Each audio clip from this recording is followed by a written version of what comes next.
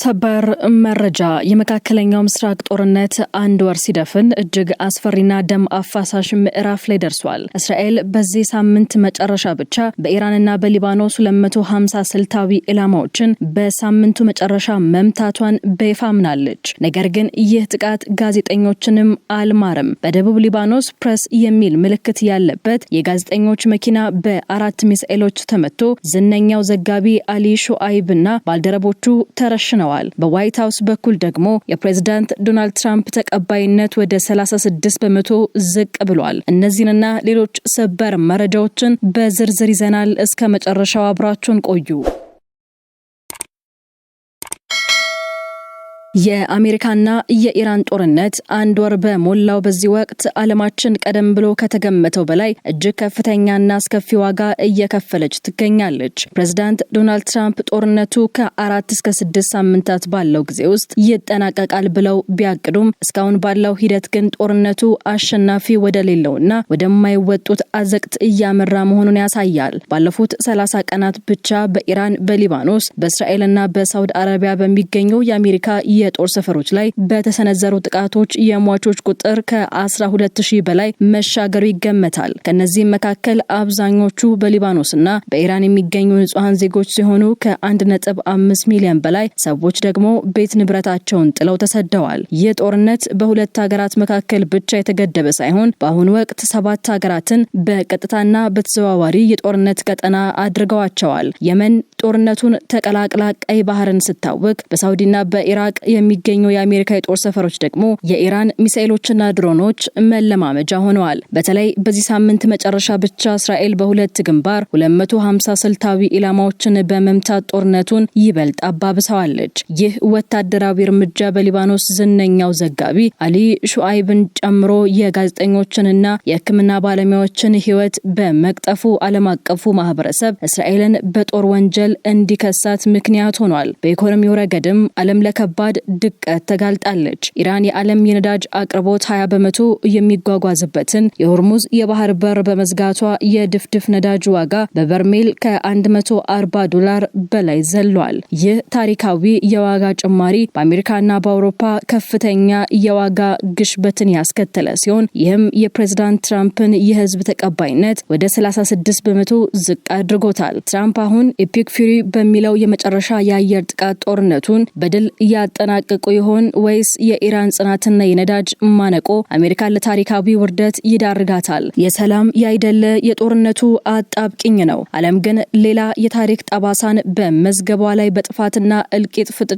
ላለው ላተፈቀው እየመዘገበች ነው። ክብሯትና ክብሯን የቻናላችን ቤተሰቦች ኢራን ከእስራኤልና አሜሪካ ጋር ጦር ሰበቃ ውስጥ ከገባች አንድ ወር 30 ቀናት 4 ሳምንታት ያህል አስቆጥሯል። ዛሬም የእልቂት አድማሱን እያሰፋ ይገኛል። በመካከለኛው ምስራቅ የሚካሄደው ጦርነት አሁን ጋዜጠኞችንና የሕክምና ባለሙያዎችን በግልጽ ኢላማ ማድረግ የጀመረበት አደገኛ ምዕራፍ ላይ ደርሷል። ቅዳሜ ዕለት በደቡብ ሊባኖስ ጀዚን በተባለ ስፍራ የተፈጸመው ጥቃት በዓለም አቀፍ ደረጃ ለጋዜጠኞች የሚሰጠውን ጥበቃ የጣሰና በሊባኖስ ታሪክ እጅግ አሳዛኝ ተብሎ የተመዘገበ ክስተት ሆኗል። ጥቃቱ የተፈጸመው ጋዜጠኞቹ በደቡብ ሊባኖስ ያለውን ውጊያ ለመዘገብ በተንቀሳቀሱበት ወቅት ሲሆን ይጓዙበት የነበረው ነጭ ተሽከርካሪ በጣራውና በጎኑ ላይ በግልጽ የሚታይ ፕሬስ የሚል ምልክት ነበረው። ይሁን እንጂ እስራኤል ተሽከርካሪውን ለመምታት 4 ትክክለኛ ኢላማዎችን የሚጠብቁ ሚሳኤሎችን መጠቀሟ ጥቃቱ በስህተት ሳይሆን ሆን ተብሎ ጋዜጠኞቹን ለማጥፋት የታቀደ መሆኑን ያረጋግጣል። በዚህ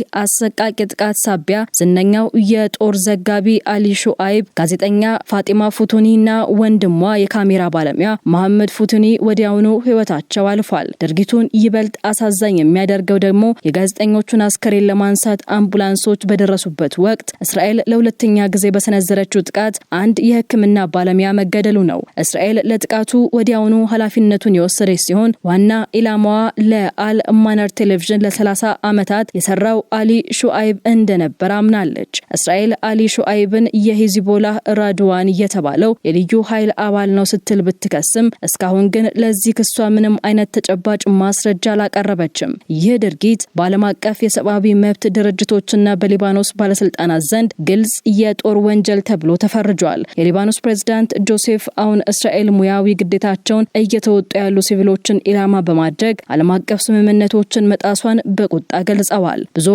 እንደሚሉት እስራኤል በጋዛ ከ270 በላይ ጋዜጠኞችን መግደሏን በማስታወስ አሁን ደግሞ በሊባኖስ እያደረገች ያለችው ጥቃት እውነተኛው የጦርነት ገጽታ ለዓለም እንዳይገለጽ ለማድረግ ጋዜጠኞችን የማሸበርና የመረጃ ቀዳዳዎችን የመዝጋት ስትራቴጂ አካል ነው። በተለይ ጋዜጠኛ ፋጢማ ፉቱኒ የገዛ ቤተሰቦቿ ከሳምንታት በፊት በእስራኤል ጥቃት ቢገደሉባትም እስከ መጨረሻው ሰዓት ድረስ በጦርነቱ ግንባር ላይ ሆና ስትዘግብ መቆየቷ ለሊባኖሳውያን ጋዜጠኞች ትልቅ የጽናት ምልክት ሆኗል። የአሜሪካና የኢራን ጦርነት አንድ ወር በሞላው በዚህ ወቅት ፕሬዝዳንት ዶናልድ ትራምፕ በታሪካቸው ከባድ የሚባል የፖለቲካና የኢኮኖሚ አጣብቂኝ ውስጥ ወድቀዋል። ጦርነቱ ትራምፕ ቀደም ብለው በገለጹት ከ4 እስከ 6 ሳምንታት ባለው ጊዜ ውስጥ ሊጠናቀቅ አለመቻሉና ይልቁንም እየተስፋፋ መምጣቱ በዋይት ሃውስ ውስጥ ከፍተኛ መደናገጥን ፈጥሯል። በቅርቡ የወጣው የሮይተርስ የህዝብ አስተያየት ጥናት እንደሚያሳየው የትራምፕ አጠቃላይ የህዝብ ተቀባይነት ወደ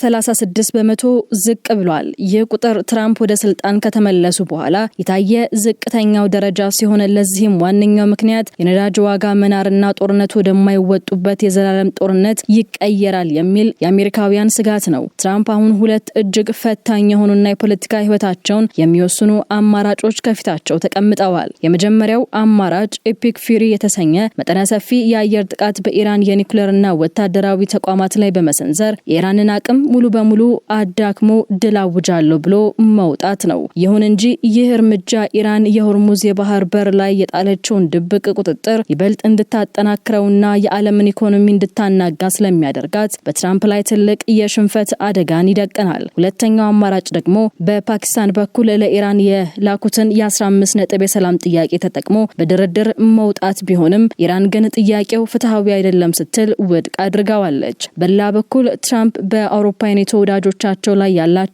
ብስጭት ጣራ ነክቷል። አውሮፓውያን የጦር መርከቦቻቸውን ወደ ሆርሙዝ ልከው የንግድ መስመሩን ለመጠበቅ ፈቃደኛ ለመሆናቸው ትራምፕን ክፉኛ አበሳጭቷቸዋል። ኔቶ የወረቀት አንበሳ ሲሉ የጠሩት ሲሆን እኛ ሁልጊዜም እንረዳቸዋለን፣ እነሱ ግን አሁን ሊረዱን አልቻሉም ሲሉ ወቀሳ አውርደዋል። ይህ በእንዲህ እንዳለ የኢራን መሪዎች እኛ ከአሜሪካውያን በላይ መከራን መታገስ እንችላለን የሚል መልእክት እያስተላለፉ ሲሆን በትራምፕ ላይ የሚደርሰው የቤት ውስጥ ጫናና የኢኮኖሚ ውድቀት አሜሪካን ወደ ድርድር ጠረጴዛ እንድትመጣ ያስገድዳታል ብለው ያምናሉ። በአጠቃላይ የጦርነቱ አንድ ወር በትራምፕ ስልጣን ላይ ትልቅ ጥቁር ጥላ ጥሎ አልፏል። የመካከለኛው ምስራቅ ጦርነት አንድ ወር በሞላው በዚህ ሳምንት መጨረሻ እስራኤል እስካሁን ካደረገቻቸው ጥቃቶች ሁሉ እጅግ ሰፊና አስከፊ የተባለውን ሁለገብ የአየር ዘመቻ በኢራንና በሊባኖስ ላይ ከፍታለች። የእስራኤል መከላከያ ሰራዊት ቃል አቀባይ በይፋ እንዳረጋገጡት ባለፉት 48 ሰዓታት ውስጥ ብቻ በሁለቱ ሀገራት የሚገኙ 250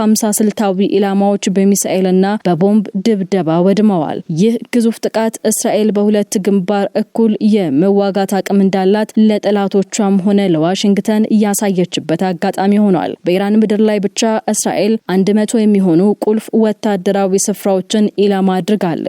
የዚህ ጥቃት ዋነኛ ትኩረት የኢራን የጦር አቅም የጀርባ አጥንት የሆኑት የባላስቲክ ሚሳኤል ማምረቻ ፋብሪካዎችና ሚሳኤሎች ማስወንጨፊያ ጣቢያዎች ነበሩ።